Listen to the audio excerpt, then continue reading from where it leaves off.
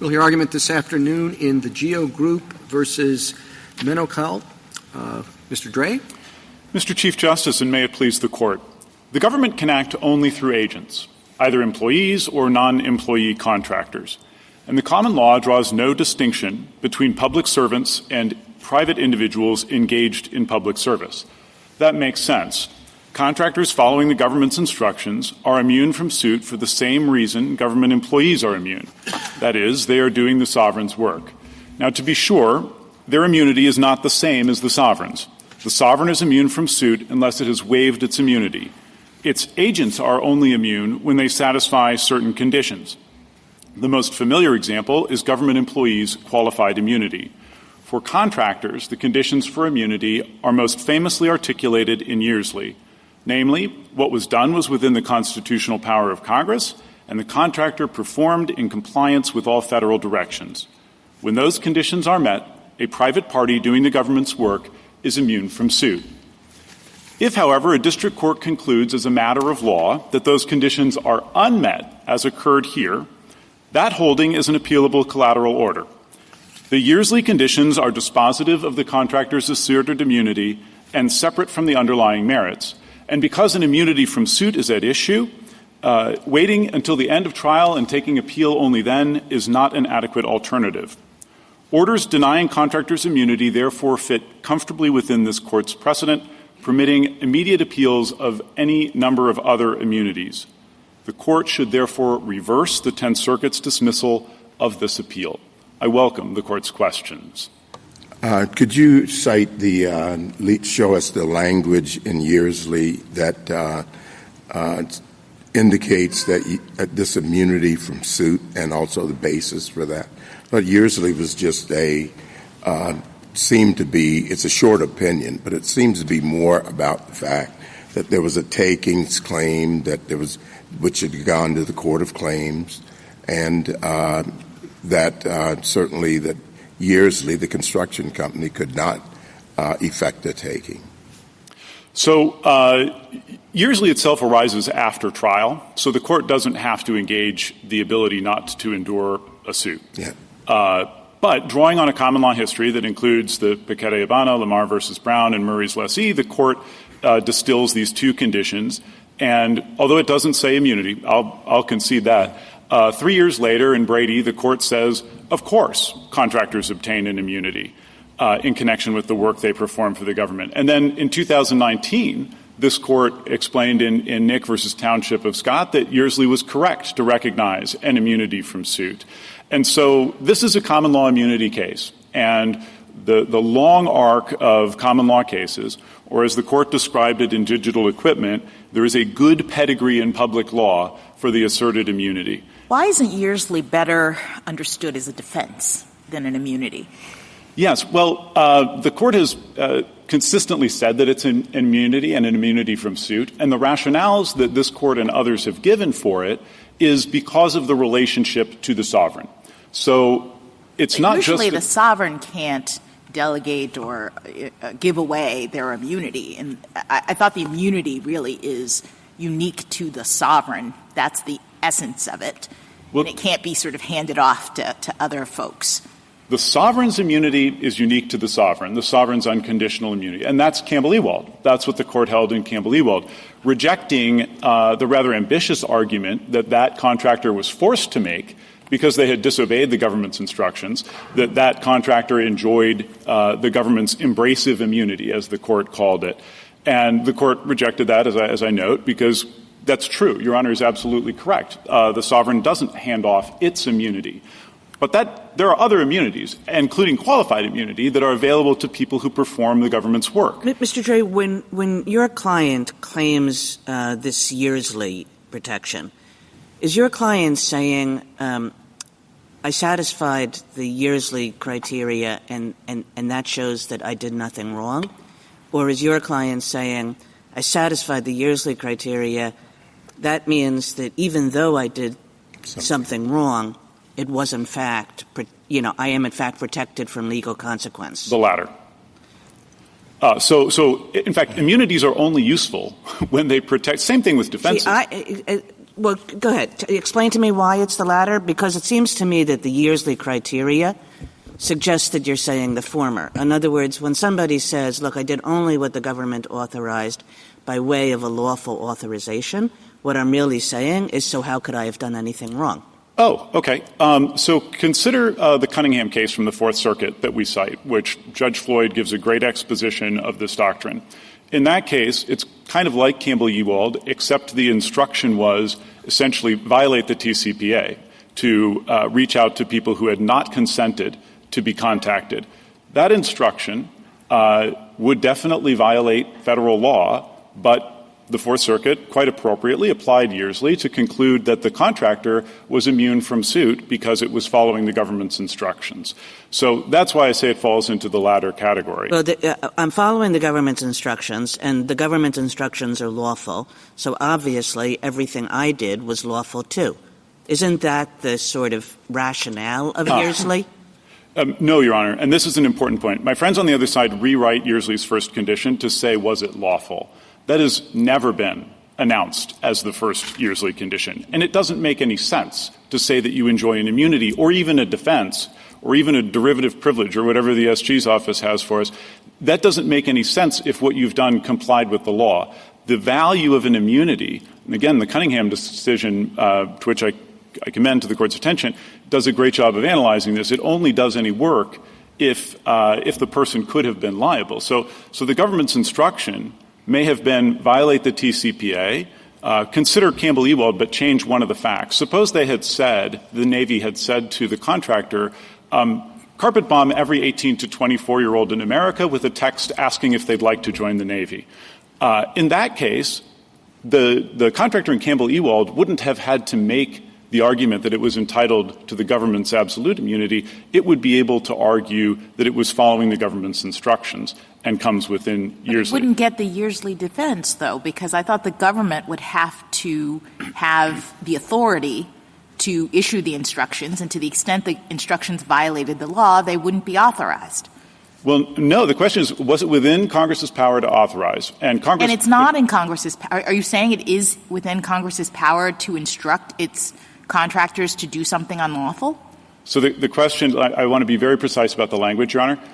The question in Yearsley's first prong is whether what was done was within the constitutional power of Congress. Understood. Does Congress have the constitutional power, to authorize the government to direct its contractors to do something unlawful? That's a slightly different, but importantly different question. So please indulge me on this.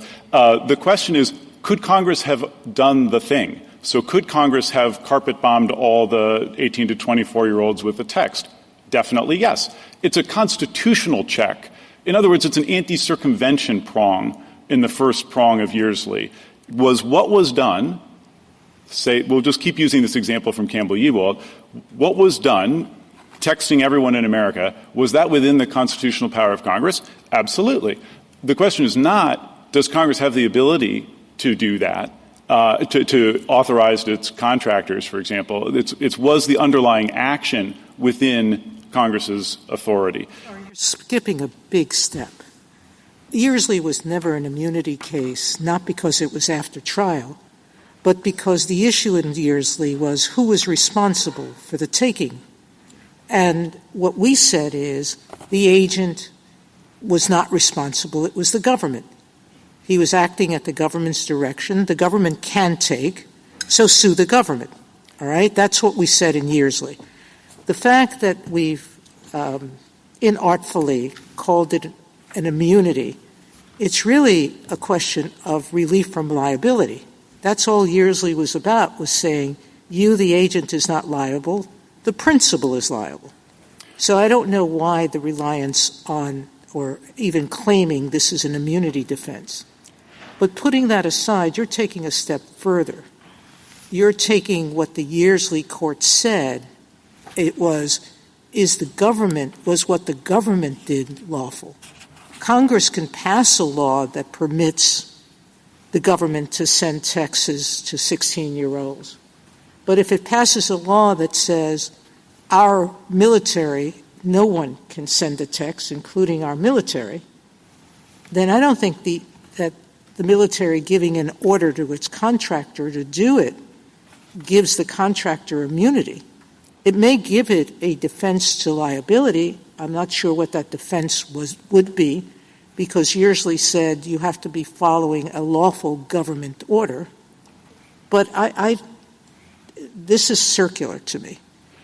I think what Your Honor is asking is, what if Congress passed something that was outside of its constitutional authority, like no one shall text anybody? If that was the instruction, say to a satellite operator that was a government contractor, just jam all the text, don't let people communicate or speak with each other, there would be a very good argument that that is outside of Congress's authority to authorize because it can't shut down speech. Great. Then we're back to Yearsley. Can the contractor Great. So who should be responsible for that loss? But that's still a liability question, not an immunity. No, it's not. I mean, so throughout the history of this body of law, the Court has consistently emphasized that it's avoidance of suit, that it is an immunity from suit. And that is different, of course, than just avoiding liability. Now, the other side cites a number of times where the word liability appears in this Court and other courts' decisions. So, for example, the Newman case, which is the New York subway case, and Sally Oat are two that we talk about in the papers. They excerpt the word liability, but liability is avoided by both a defense and an immunity. So that doesn't tell you enough. But if you look deeper at those cases, you can see, and I think it's page 28 of the reply brief, you can see why the reasoning is, in Newman, for example, the Court says, because the contractor stands in the shoes of the government, it has all of the immunities that come with being the government's doing the government's work. And in fact, Yearsley and Brady say that. They cite United States versus Lina to say the action of the contractor is the action of the government. Thank you, counsel. So with that in mind, the operative question then becomes whether you have a collateral order that follows from this immunity. And in that regard, the Court's precedent is very helpful. Puerto Rico Aqueduct expressly says that it follows that you have a collateral order when an immunity from suit is at stake.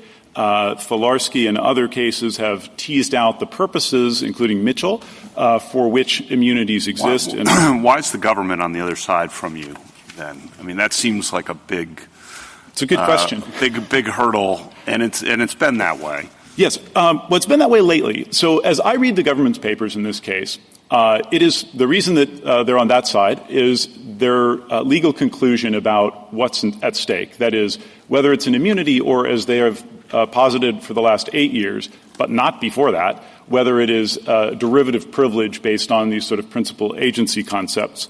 The government, to its credit, acknowledges that the impact on government operations from exposing its contractors to massive liability would be a significant obstacle. I think it's page 31 of their brief, and that Yearsley is critically important, page 3 of their brief.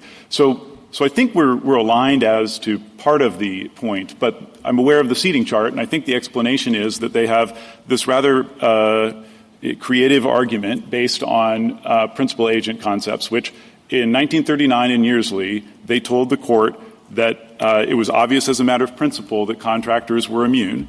In Filarski, they said the same policy considerations apply. And then last week in Hinckley, it's page 10 of their amicus brief, they characterized Yearsley as barring suit.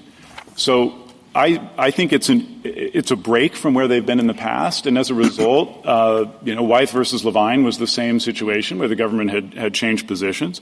It's also wrong on the merits. I mean, it proves too much and too little, as we point out in the reply brief. Too much in that they say also that I don't want to interrupt you there, but just so you can fold this in, they say there are other avenues for you for relief from this issue to be pursued. Yes, and I can fold that in because it proves too much in that employees who get qualified immunity and officers who have their own immunity, absolute immunity, also could avail themselves of 1292. And one of the odd things about the government's position in this brief is that it carves out a new and special rule unique to federal contractors that they have to go through 1292B. Nobody else has to do that involved in the process. So whereas in our case, you have GEO, for example, running a facility, and there are a number of ICE personnel. I think we have to provide 14 offices for ICE. There are 2 immigration courtrooms at this facility. Everybody involved The ICE officials, the sovereign itself, are all immune and can all take a collateral order appeal. But the contractor, who is just doing what they're told, at least that's the presumption here under the second prong, is unable to appeal the denial of its immunity. So it creates a very odd loophole or gap in the operation of these programs. Can I just ask you, because it does seem to me that the core of this is how we characterize Yearsley. Is it a defense or is it actually conferring immunity? What do we do with the fact that in Yearsley itself, the government had waived sovereign immunity? That's my understanding. And so to the extent that's the case, wouldn't we have a very odd scenario in which the contractor would somehow be given immunity, but the government itself wouldn't, even though you say the contractor's immunity is derivative of the government's? This illustrates exactly the way it's supposed to work. Okay. So the sovereign waives its immunity in that case and accepts liability, as it must constitutionally for a taking, by the way. Right. But then you sue the federal government. Our friends on the other side haven't sued the federal government in this case. The whole game here is suing contractors to try and thwart the government's policies. And so, today it's a case about immigration detention. Tomorrow it could be Cunningham, in which the contractor was engaged in signing people up for subsidized insurance under the Affordable Care Act. If you name a government policy or program, it will rely on contractors, and I can find you somebody who would like to stymie the implementation of that program. So that is how we get back to the important interests at stake here. But to Your Honor's question, the government is free to waive its immunity all it wants. The question, however, under the common law, and the long common law tradition, is that when contractors are performing as directed, that they are immune. And that makes sense. I mean, you should actually want to focus the litigation on the decision maker. No, I understand, but you can do that by treating it as a defense. It's just odd to suggest that in a derivative sovereign immunity that there is derivative sovereign immunity in this kind of circumstance. I mean, yes, to the extent that the contractor is saying we were just following orders, the law provides an opportunity for them to defend themselves as a result of that, and I thought that's really the crux of what Yearsley is getting at. But as Justice Kagan said, that's a different concept than we should be liable, we are liable, but we are not going to be held liable because we have immunity. It is a different concept, Justice Jackson, and it's an importantly different concept because qualified immunity could be a defense. No, but it's an odd concept in a world in which the government has assumed liability. So sometimes it has scenario. Sometimes it has and sometimes it hasn't. In this case, the government has not waived its sovereign immunity as to the administration of these programs, which is why they've sued us. The government runs the exact same programs at its facilities. It's Section 5.8 of the PBNDS, which is the voluntary work program. Congress appropriates exactly the stipend that GEO pays. It's at PEDAP 141 and 144 is the disciplinary scale that comes from the government. It applies to their facilities too. So all of these decisions are made by the government, which is why I think Your Honor makes a good point that the suit should be directed against the government. That still gets back to why is the government, I guess I'm just stuck on this. You said this is across all sorts of government programs. Obviously agree. Why is the government then taking a position that you say will thwart the implementation operations of all these government programs? I'm just not seeing that. And because they're on the other side, it casts doubt on your assertion that all these programs are going to be, obviously we're going to ask the government this too. But I was going to suggest that you ask Dr. Joshi that very question. And it is to some extent better directed to him. All I can say is that, what's driving their brief, as far as I read it, is this reconceptualization of the long common law history and the idea that, in fact, what this court and others have been doing, but never saying it, is applying some sort of derivative privilege born in the pages of the restatement and urged, by the way, on this court in Campbell-Ewald, and the court didn't take the bait, urged on the Ninth Circuit in Childs, the 2022 decision. That court didn't take the bait. Repeated here in the CVSG brief in CACI from a few years ago. No one has embraced this thing, and it's not new. It's somewhat new. It's 8 years old. But before that, the government was consistently on the side of its contractors. And again, beyond that, I just have to leave it to the government. If the calculation is about the burden imposed on contractors, the government doesn't really have a perspective on life as a private litigant. They don't have to hire outside counsel. But couldn't you negotiate for that in your contract with the government, that they cover your litigation expenses? No, I wish we could. So the Anti-Deficiency Act, of course, prevents us from having an open-ended indemnification. FAR 31.205 prevents any number of litigation costs from being built in. This is a fixed-price contract, as all of these are. Well, couldn't you fix that into the price of the contract? No, because the FARs exclude. Very fair question. The FARs exclude these litigation expenses, and if we were to put them in as sort of like overhead or something, that would be a false claim and would expose us to a suit under the False Claims Act. So there again, although it is a real problem for GEO. I just want to make sure I understand what you're saying. You're saying you cannot price in litigation risk? Correct. We cannot price in at least not all litigation risk. It may be possible in some contracts, Your Honor, but as a general proposition, again, it's FAR the Federal Acquisition Regulations, Part 31.205, that greatly restricts our ability to price that in. And as a result, the government and GEO cite the Noazar case in the Ninth Circuit, where the state of Washington sought to impose its minimum wage law on GEO's operation of the voluntary work program. The Ninth Circuit said that was A-OK, cert petition coming. But the government, in the meantime, suspended, as Judge Bumate noted in his dissent from denial, suspended the operation of the voluntary work program at that facility. The point here is that it's not strictly monetary, Justice Barrett. This also goes to the operation of policy. That is the ICE determination that having a voluntary work program that reduces idleness and encourages cooperation and reduces disciplinary incidents is a good penological policy, has been suspended at that facility exclusively because of the crushing liability that's coming for the contractors. Counsel, it seems to me like all of the arguments you're making, I can see why you want them, and there's a lot of functional reasons why it might make sense, advanced government interests, et cetera. But should they be directed to Congress? Because at the end of the day, we're not being asked to decide whether you should have a defense to liability. We're asking whether this is within the collateral order doctrine, essentially, whether 1291 lets you have an immediate appeal. And so Congress could give you that. Yes, they could. Congress could have given employees an immediate appeal, the president an immediate appeal. So I take Your Honor's point. It is certainly possible. But again, this is analogous to the 1292 argument that the government puts forward. It would be new ground and a new contractor-specific rule to say that some people who do the government's work and some people who are immune have to go through an additional step of obtaining statutory authorization. Well, we have certain statutory limits, and one of them is the finality rule. So you're asking us to make a judge-made immunity, which is an odd fit because sometimes the government has immunity or not. You don't care if the government has immunity. You're saying we have immunity, so we're creating a new sort of immunity. A judge-made exception to finality, after we've said which is to be sparingly used, and a judge-made exception to Congress's legislation over immigration and government contracting.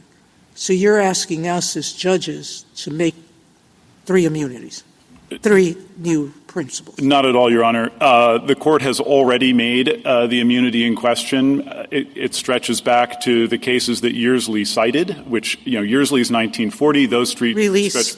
We've always said the sovereign can't contract away its immunity. And respectfully, that is immunity or it's either a defense to liability.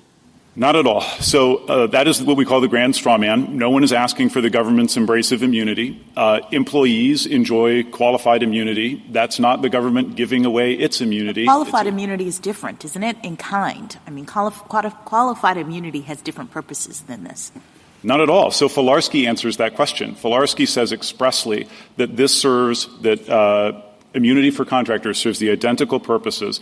That is to say not dissuading good people from serving in government, avoiding timidity in the exercise of discretion. But it's not about individual officers in being shielded from undue interference with the performance of their duties in the way that qualified immunity works. I mean, you're just asking for a blanket no liability for contractors who are following the government's instructions. That the qualified immunity is almost the opposite. It's like when you do something wrong, you are immunized if it's not clear to you that that principle exists in the law and that you are doing something wrong. This is the opposite of that, I think. No, I wish we got qualified immunity. Qualified immunity is much easier to satisfy because the question is, did you do something illegal? Well, was it clearly illegal? Those conditions are more forgiving than the ones that Yearsley gives to contractors. And believe me, I would love to have fit this within qualified immunity. Thank you, counsel. Justice Thomas? Justice Alito? Justice Kagan? Justice Jackson? Thank you, counsel. Thank you.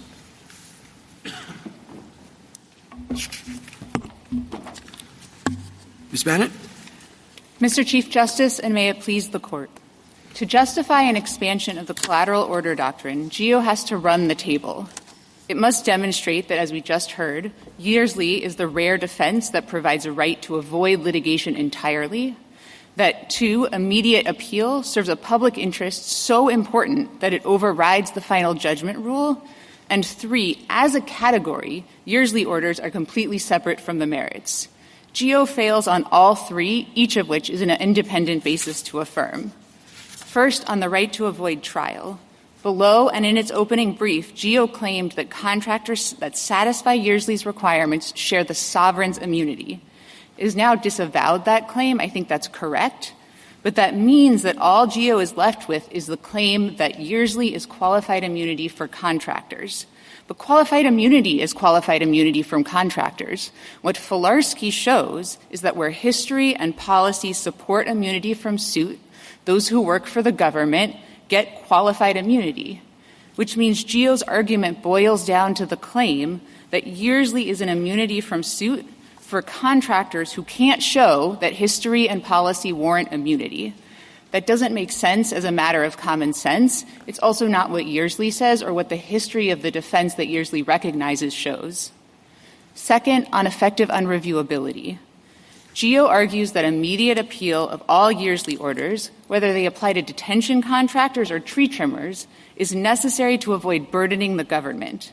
But the government itself disagrees, and this Court held as much in Will. And finally, on separateness from the merits, unlike qualified immunity, Yearsley cannot be granted without answering fact-intensive questions. What did the contractor do? What did the government direct? And what caused the plaintiff's injuries? So ordinarily, Yearsley orders merely decide whether there's a sufficient factual dispute to send to the jury. Precisely what this Court in Johnson held cannot be immediately appealed. I welcome the Court's questions. If we agree with you, what approach should we take in disposing of this? So I think the most straightforward approach is to hold, GEO's entire argument rests on this contention that Yearsley is a right to avoid trial. I think it's clearly not if you look at Yearsley itself and if you look at the history. So I think the most straightforward approach is to do that. But I think second would be to rule on the effective unreviewability prong. The sole interest that GEO is claiming here that supports a right to immediate appeal is the interest in avoiding the burdens of litigation to the government. That's precisely the interest that this Court held in Will versus Halleck isn't enough. In that case, you'll recall that's the case about the Federal Tort Claims Act's judgment bar. In that case, the defendants were government employees, and it was a statute that said no action can be brought at all. So you have a statutory immunity from suit with a government employee defendant, and this Court held that the burdens of litigation are not enough. So I'll take each of those. So first, to start with the questions on the right to avoid suit that this Court was discussing with GEO's counsel. As I take it, they have essentially two arguments. One is this loose language argument. There's some language that we could interpret in cases that weren't dealing with this issue that suggests it's an immunity from suit. I'll note that none of those cases, and in fact none of the briefs that GEO cites, actually says that, except with one exception, which is the footnote in Nick. If you read the next sentence in the footnote in Nick, what it says is the Tucker Act provides a complete remedy, so it excludes liability. So like Brady, Nick also said, makes clear what it means by immunity from suit. And again, the court wasn't dealing with that issue. And if this court, as this court said in digital equipment, virtually every right that can be enforced on a motion to dismiss can be loosely called, and in fact, I'll tell you, has loosely been called an immunity from suit. If you look at statute of limitations, if you look at personal jurisdiction, if you look at Monell, which held that a local government may not be sued for an injury inflicted solely by its employees and agents, so that's the language may not be sued. Still in Swint, this court held that government entities don't have a right to avoid trial under Monell. So over and over again, this court has used this kind of loose language. But what the court focuses on is what is the core of the actual right? Is this actually a right to avoid trial? And if you look at the cases that Yearsley cites and that discuss this government authority defense over and over again, when the court is actually examining this defense, it says it's not a right to avoid trial. What about Campbell-Ewald? So Campbell-Ewald, I think, didn't answer this question. It didn't need to. It was after final judgment. The contractor there said there's this thing called derivative sovereign immunity, which I'll note Campbell-Ewald puts in scare quotes throughout the opinion. There's this thing called derivative sovereign immunity, and we get it. And what Campbell-Ewald said is, well, there's nothing to support your claim that there is this thing called derivative sovereign immunity. And in any event, everybody agrees that whatever it is, it would have these two requirements. And it said at this stage, we can't determine that both of those requirements are met. And so I don't know that this court didn't actually have to decide the right to avoid trial versus immunity from suit issue. When it did look at that issue, so for example, Hopkins versus Clemson, what it says, and this is a quote, agents acting for the state, though not exempt from suit, could successfully defend by exhibiting the lawful authority under which they acted. Murray's lessee distinguishes the immunity from suit for the United States. Murray's lessee, though no suit can be brought against the United States, it says a suit may be brought against a marshal to determine to provide its lawful authority. Brady, again, says in broadening the government's use of contractors, so Brady considered essentially this argument, which was the government is using contractors all the time now. Shouldn't they be treated like employees of the government? And what Brady says is, in broadening the use of contractors, quote, immunity from suit is not favored. And what Brady says is it would require not only a grant from Congress, but a grant in unambiguous terms. And there are numerous other cases. United States versus California says the same thing. So then But when GEO is doing exactly what government officials can do and generally have done, running facilities like this. So imagine you had brought these claims against ICE and specific ICE officials. ICE and the officials could raise sovereign immunity, they could raise qualified immunity and Westfall Act immunity. And if the district court denied any of those, then they could get an interlocutory appeal. So why shouldn't the rule be the same for GEO?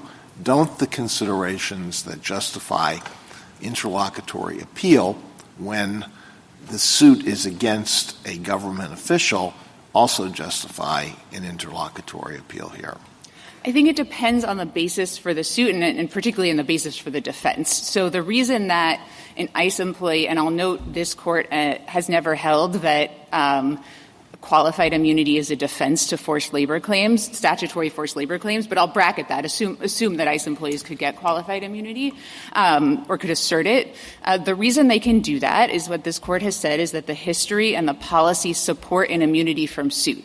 And so if the history and policy support an immunity from suit, then you'll get qualified immunity. And what Filarski All right. says Well, how about the policy? Why isn't the policy the same, policy considerations the same here? Sure. So what Filarski and what Mitchell say are the policy considerations that specifically justify the immunity from suit is the consideration of wanting government employees to show initiative in the face of unclear law. That is why you would get qualified immunity. That is not why you get Yearsley. Yearsley, in fact, is precisely the opposite of that. Yearsley only applies when you're doing exactly what the government directed, and it doesn't matter whether it's clearly established or not. Yearsley isn't about saying, contractors, we want you to go out and take bold action regardless of whether you know it's lawful, regardless of whether you've been directed by the government. And so it's not really the justification for qualified immunity is not just that you want government officials to be able to take bold action. It's that you don't want them to be to have to bear the burdens of litigation, which can be quite substantial, when it may well be that they didn't do anything that was unjustified based on what they knew. So why doesn't that apply just as well here? Those policy considerations, why don't they apply just as well here? Sure. So I want to distinguish between the policy considerations that underlie a potential defense, like qualified immunity. Those considerations go to the existence of the defense. What Mitchell said is the key to qualified immunity that justifies an immediate appeal is this need to show initiative, and that's just not at issue in Yearsley.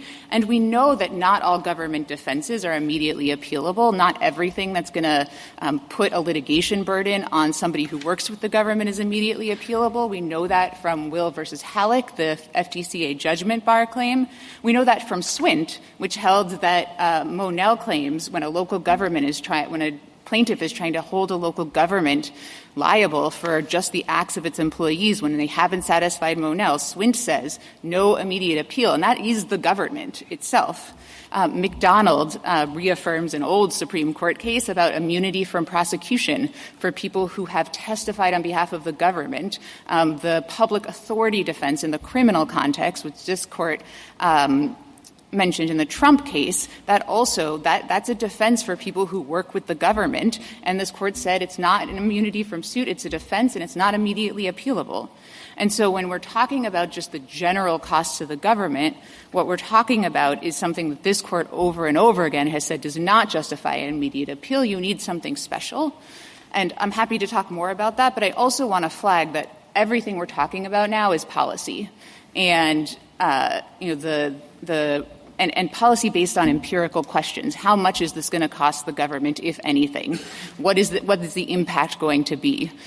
We have the government here telling us that the impact doesn't justify an immediate appeal, but if this court thinks that those kinds of considerations might do so, then the proper avenue for considering them is rulemaking, where you can get expertise from the bench and from the bar to explain, these empirical questions, to discuss the policy considerations. Because, here you have a case. Policy is a dirty word, but isn't something similar to policy what is going on in Mitchell and in the other cases where we have said there's a right not to trial unless a certain requirement is met? I absolutely agree with that, Your Honor. And Mitchell was before Congress passed a statute enabling the court to create new categories of interlocutory orders through rulemaking and interpret the final decision rule through rulemaking. And what this court has said in Swint, what it said in Mohawk, what it said recently in Microsoft is that now is the proper venue for answering this kind of question. Unless we've previously said that something is a collateral order, if we're going back and forth about empirical questions and policy questions, rulemaking is the proper venue for doing that. And then I'd like to just briefly address the idea, the completely separate from the merits prong. Again, what this court held in Mitchell is that the thing that makes qualified immunity collateral is that this clearly established law question. And that question is a purely question of law. And we know from Johnson that where you don't have that pure question of law, where you have a question that is there a sufficient dispute of fact to send to the jury, you don't get an immediate appeal. And the way, and I think GEO's argument on this point, as I understand it, is Mitchell held that any time you can answer any questions on given facts, that's sufficient. But that can't be the case. That would mean any order on a motion to dismiss, any order on a motion for summary judgment, the issue in Johnson itself would have been immediately appealable, and we know that's not correct. What makes qualified immunity different is the question, you have to look at given facts to figure out what right is the plaintiff saying is violated here. But the fundamental question is interpreting circuit and Supreme Court precedent to figure out whether a legal right was established at a particular time. That's the ordinary thing appellate courts do every day. Here, there is no equivalent on which Yearsley can be granted to this just interpret appellate and Supreme Court precedent. Yearsley, to get the Yearsley defense, a contractor always has to satisfy the second prong, which is, was the conduct that caused the plaintiff's injury directed by the government? And that is always a factual question that's record intensive. The question is, look at the facts underlying what the contractor did and what caused the plaintiff's injury, and then compare them with a second universe of facts, which is what the government directed, which I'll note is not just in the contract often, but is in handbooks. It can be in emails. It can be verbal. There can be deposition testimony. Why does that question have to be answered in the context of Yearsley?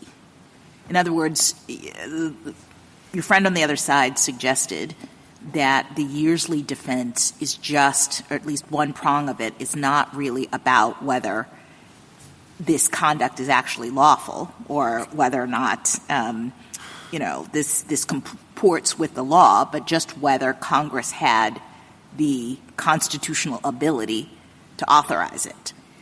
Sure. So I'll answer that question, but just to flag, GEO's argument on that, whether it's right or not, is just to the first prong. And so you'll still always have the second prong, which is what did the government direct the conduct that caused the plaintiff's injury. So in order to which get is fact-bound, you'll always have to answer this fact-bound question. That's often going to be intertwined with the merits. But to answer your question directly, the reason Yearsley says, was this within Congress's authority, is because Yearsley involved a statute. The work that was being done by the contractor in Yearsley was directed by statute by Congress. And so to determine whether the government had authority to direct the contractor to do that, you're looking at Congress's authority. I am aware of no case that suggests that a contracting officer in an agency somewhere could authorize a contractor to violate federal law, and that would be validly conferred authority. And I think, the cases, I think, show otherwise. Yearsley itself, the reason it looks at whether the government provided a remedy for the taking was to determine whether the authority was validly conferred. And just to address the idea of agency principles, where this comes from, I take GEO's argument to be, well, these cases don't use the word privilege. That's true. Most of them don't. But the restatement says privilege. What it's saying is a validly conferred authority. That's just the restatement's word for that kind of authority. Whether the principal had the lawful authority to do something that would otherwise violate the law and had the authority to confer that. And you can see that throughout this Court's cases, starting with Yearsley. Yearsley itself couches its rule in terms of agency. And there's no dispute that the principles it applies are longstanding agency principles. In fact, GEO's opening brief says Yearsley reflects settled agency principles. That's page 16 to 17. And this is most clear, I think, in Larson, where this Court summarizes its jurisprudence on this. And I'll just read you a little bit of Larson. It says, the principle that an agent is liable for his own torts is an ancient one. It applies even to government actors. And then it says, if the actions of a government officer do not conflict with the terms of his valid statutory authority, then they are the actions of the government if they would be the actions of a private principal. So Larson is saying, when a government agent takes an action, what you look to is traditional agency law, principal agent, to figure out whether that's the act of the government. And then it also says, even if the action is the act of the government agent is still liable if his action is such that a liability would be imposed by the general law of torts. In other words, we're looking at the general principles of torts, which include agency, of course, to figure out when is the government agent liable. That's what this Court said in Larson. And that principle, that ordinary principle from the restatement, from Larson, from Yearsley, from Brady, that ordinary principle is if the principal has authority and validly delegates it, the agent is not liable for complying with directions. And because it comes from agency, that's one way you know that it's an ordinary defense. This Court in Will versus Halleck said, This judgment bar, it's not exactly one-to-one with ordinary preclusion principles, but that's basically where it comes from. And we know preclusion we're not going to give an immediate appeal to something like preclusion. The same is true here. We don't ordinarily give an immediate appeal on the defense that my principal told me I could do this. And there's no reason to do so in this context. Thank you, counsel. Justice Thomas? Justice Alito? Kavanaugh? Thank you, counsel.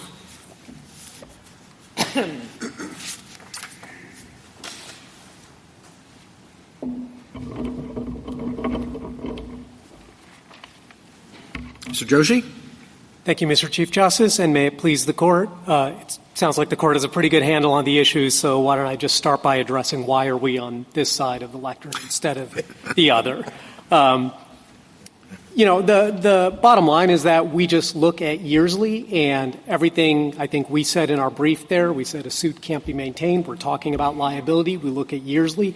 We do think it's a rule about liability and a defense to liability, and then we're just trying to be faithful agents of this Court's collateral order jurisprudence, which suggests that when you have a standard defense to liability, even if it's important, even if it would mean that you have to suffer through a trial that, had the motion to dismiss been granted, you wouldn't have had to suffer through, that is still not the kind of order that is immediately appealable as a final decision under Section 1291. And to be clear, we agree with Petitioner that the defense is critical to our efforts, and a lot of what Petitioner says in its briefs and a lot of what its amici say about the costs of liability and what that can do to the amount the government has to pay for services, we agree with that completely. We do think this is a really important defense, and if the defense were up here, we might well be on the other side of the lectern. But the only question here, as Justice Barrett indicated, was just the collateral order question, and there we think the right answer under this Court's case law is that it is just like a denial of any other motion to dismiss on the merits. It's not immediately appealable. You have to wait until final judgment. You should never Oh, I'm sorry. No, please. I was simply going to ask the question I asked earlier. What's your preferred method of disposing of this? We think the right way to dispose of it is largely what my friend said for respondents, which is that because Yearsley reflects a defense to liability and not an immunity from even standing the burdens of trial, that it doesn't satisfy the third Cohen condition if you want to look at it doctrinally like that, and that's the most straightforward way to proceed. I was just going to ask, we know that this is a defense from liability as opposed to a true immunity. Because why? Because we view Yearsley through the principal agency concepts, in which we do think it's a privilege that's being delegated, but we really think if you look at the substance of what's being delegated, it means that the contractor acts lawfully when it obeys lawfully delegated instructions from the government. And we agree with respondents and what my friend said earlier, which is that an agency doesn't have, like a federal agency, doesn't have authority to violate a federal statute, for example. That's just not something an agency is allowed to do. So I don't think Petitioner is correct to say that the first condition of Yearsley is just whether it's within Congress's constitutional power. Of course, Congress could pass a different statute, but it hasn't. It has passed a certain statute, and an agency is not free to violate it. And I don't think the agency is free to effectually violate the statute by simply contracting a private party to do it for the agency. That doesn't really make much sense. So we think where Yearsley applies — we think the first condition of Yearsley is really about lawfulness. Could the government lawfully do it? And then second, did the government lawfully delegate that privilege to the agent? And that's why we think there's really no gap between successfully showing entitlement to the Yearsley defense and having acted lawfully. We think those Venn diagrams are just circles on top of each other. Mr. Joshi, is it true that a contractor can't price in litigation risk or seek indemnification for litigation expenses? Yeah, we don't think that's quite true for a number of reasons. Number one, we do think they can, to the extent they have litigation costs in the background, they have their own in-house counsel, things like that. Those do go into sort of overhead costs, and I think most contractors with all of their overheads will, to a certain degree, price that into their bids, into the contract, and that's generally considered okay. Also considered okay under the FAR is insurance against litigation costs. Those can be a line item in a, say, a cost-plus contract that could be validly put into a bid, and the government could validly pay it. As far as indemnity goes, OLC has long taken the position that indemnity clauses are acceptable as long as, number one, they are capped, and number two, they are conditioned expressly in the contract as being contingent on there being appropriated funds available at the time the payment is due. So as long as those conditions are satisfied in the contract, even indemnity is okay. Now, I know that petitioner in the reply your first point, you mentioned your friend on the other side mentioned the False Claims Act. That's not a concern? I'm not entirely sure why it would be a False Claims Act violation to say in a contract, here are our overhead costs, and government, you can accept our bid or not.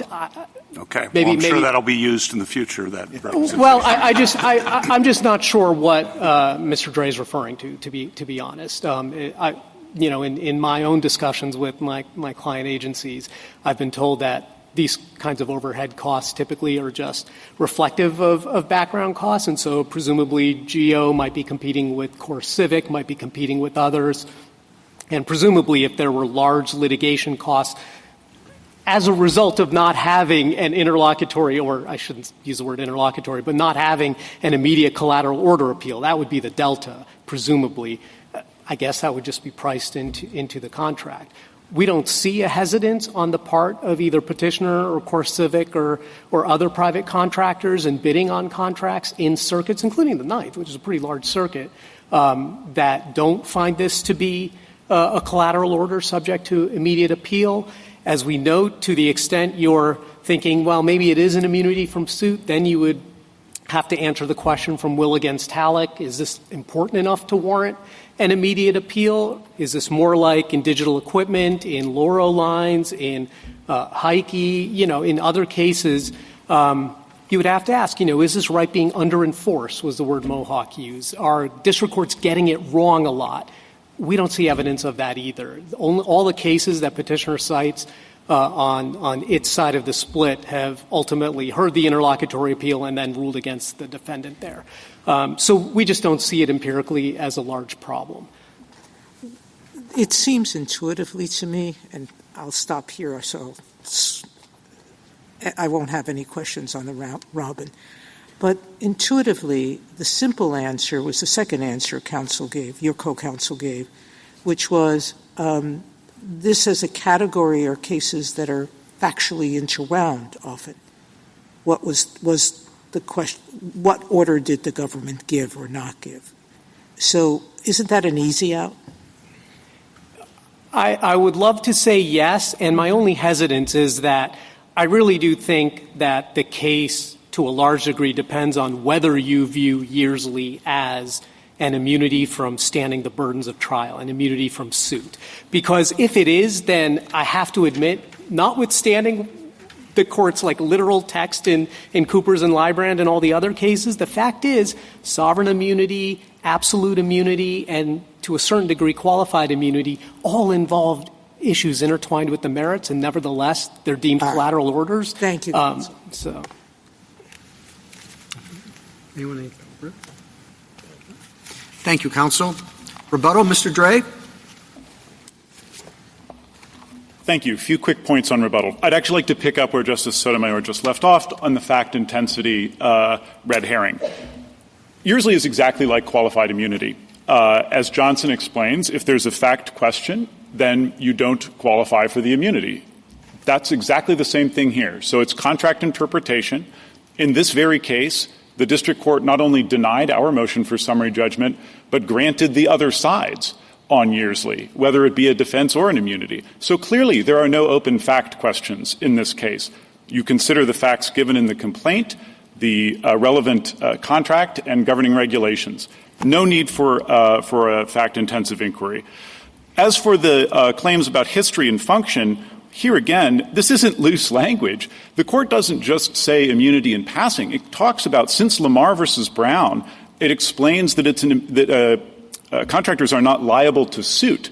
It is clear from the Court's reasoning, and Professor Volokh does a great job explaining this in his amicus brief, that this has always been an immunity from suit precisely because you're doing the government's work. And all the way through 3 circuits, the 3rd, 4th, and 5th, have all said that since 2018 in cases that we cite in the papers.